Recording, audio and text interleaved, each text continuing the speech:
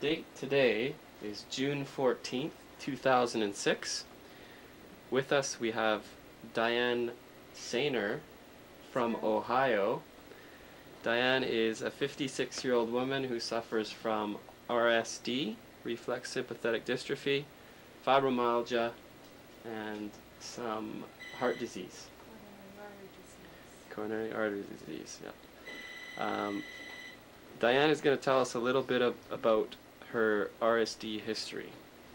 So Diane, why don't you tell us when you first experienced symptoms of RSD, whether it started with an injury or not, and when you were diagnosed with RSD.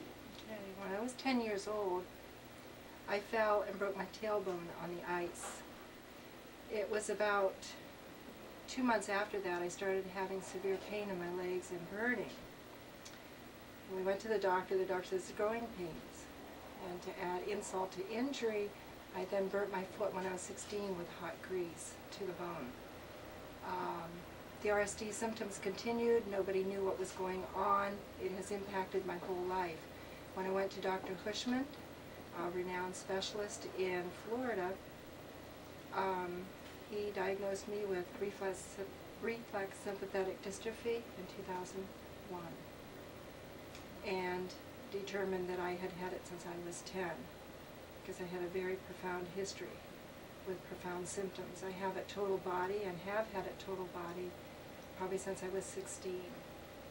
And as the years went on, sometimes I would have a bit of a remission, which is not unusual when you have children. I had 3 children. But then as the years went on, the symptoms got worse and worse. It didn't help. I had a lot of car injuries, had a lot of car accidents I was in. I was also hurt many times in volleyball. And finally it got to the point that my foot was killing me. I couldn't even have a sock on it. I went to a podiatrist. He did unnecessary surgery, as we now know, which only furthered the RSD even more. When was that you had the surgery?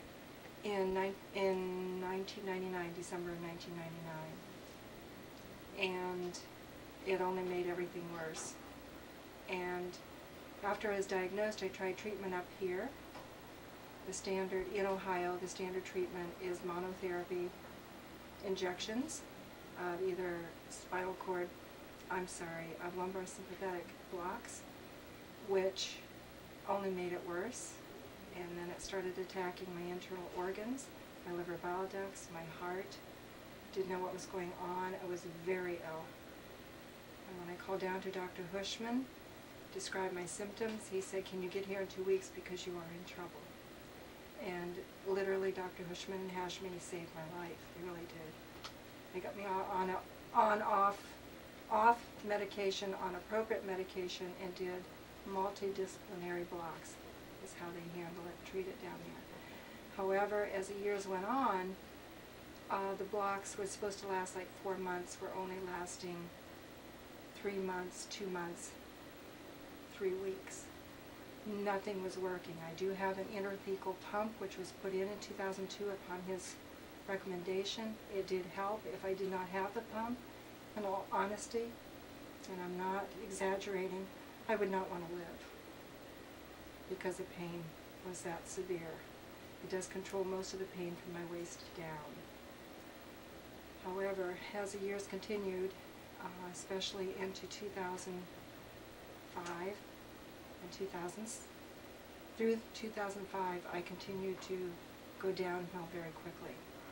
From October to December, I was very, very sick. The cold weather makes it worse. January, February, and March. I could walk maybe 10 minutes. I was using an electric wheelchair in the stores. I could only go to stores that had electric wheelchairs.